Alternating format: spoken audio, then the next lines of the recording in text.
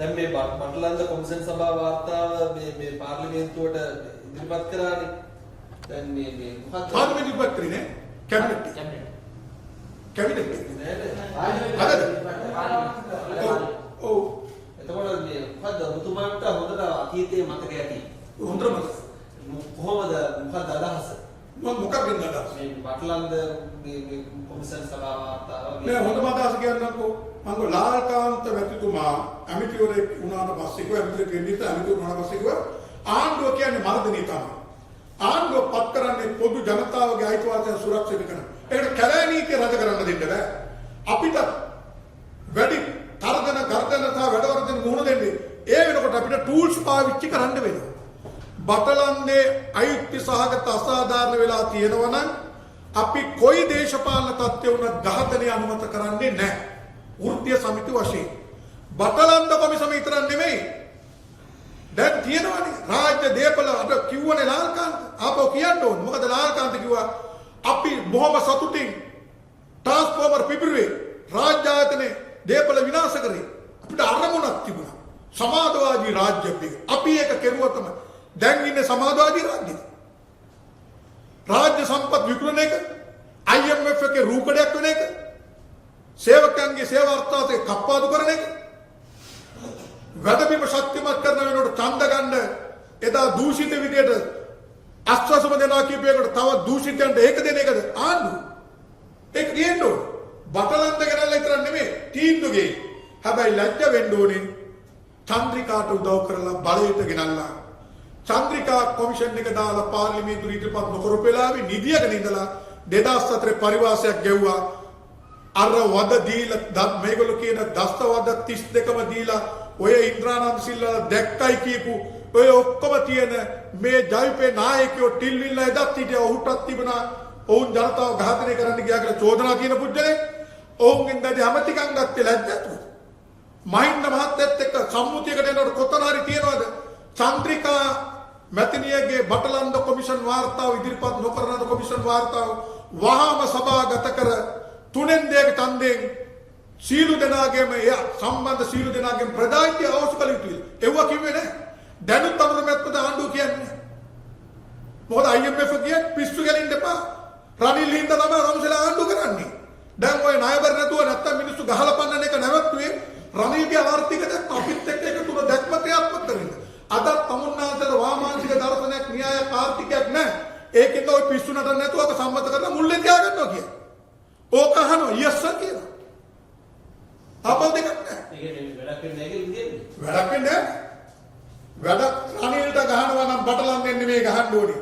අර විරුද්ධ පක්ෂෙදි කියපු බලය ගන්න කියපු රාජ්‍ය දේපල සුරක්ෂිත කරන්න. වැඩ කරන ජනතාව හූරා ගම නවත්තන්න. සේවා අර්ථසාධ කප්පාදුව නවත්තන්න. හිරේ ඉන්නෝනේ මහා බැංකුව අධිපතිව හිරේ දාන්න. හොඳට මතක තියාගන්න. වාමාංශික රාජ්‍යයන් බලය ගත්තට පස්සේ කරේ ප්‍රධාන දේ දේශපාලකයව හිරගෙට පෝරකයට යවපෙක නෙමෙයි. දූෂිත නිලධාරීන්ව ඝාතනයට ලක් වුණා. හිරගෙදරට යවුවා. දැඩි දඬුවම් තිබුණා. මේ ආණ්ඩුව ඇවිල්ලා දූෂිත නිලධාරියෙක්ව පොංගල් කෙලිනවා.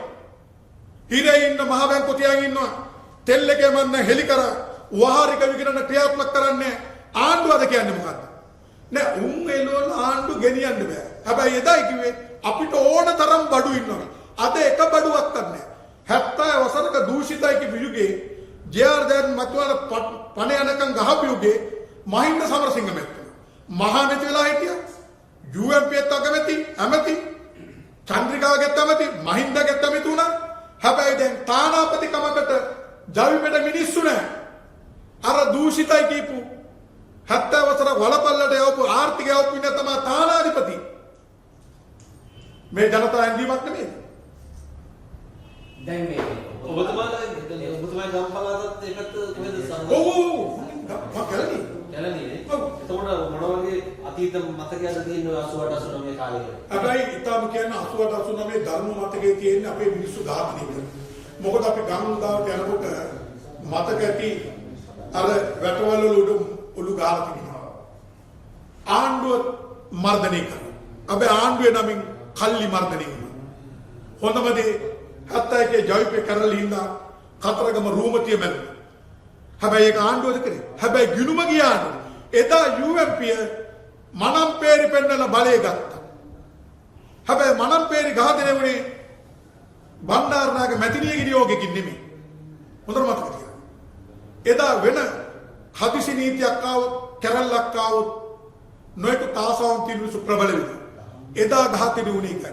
බටලන්දෙත් යම් යම් අයගේ මතව හොඳම දේ මං කියන්න. වටවල නියෝජ්‍ය ඇමති කියනවා සජිත් ප්‍රේමදාස මහත්තයාට ගිහිල්ලා රාණි බලන්න කියලා. තාම බලලා නැද්ද දන්නේ සජිත් මහත්තයා? මම කියනවා එන්න අපිත් එක්ක රාණි බලන්න වටවල. මුළු චිත්‍රපටියම බලා අවසානයේ මොකද්ද කියන්නේ? මම අශෝක හදගම අධ්‍යක්ෂකවරයාට බොහොම ප්‍රණාමය පුද කරනවා. ඔය මනම්පේරි වගේ තමයි ඒක.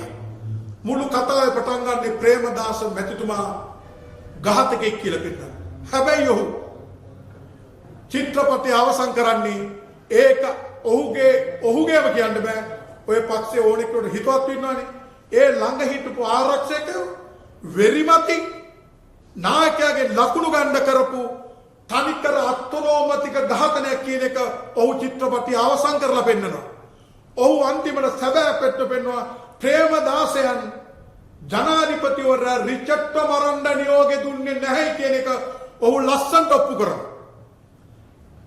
ඒකෙන් බය වෙන්න ඕනේ නැහැ සජිත් මහත්තයා. වටවල එක්ක යන්න සිනමාව හොඳට අපිට තේරෙනවා.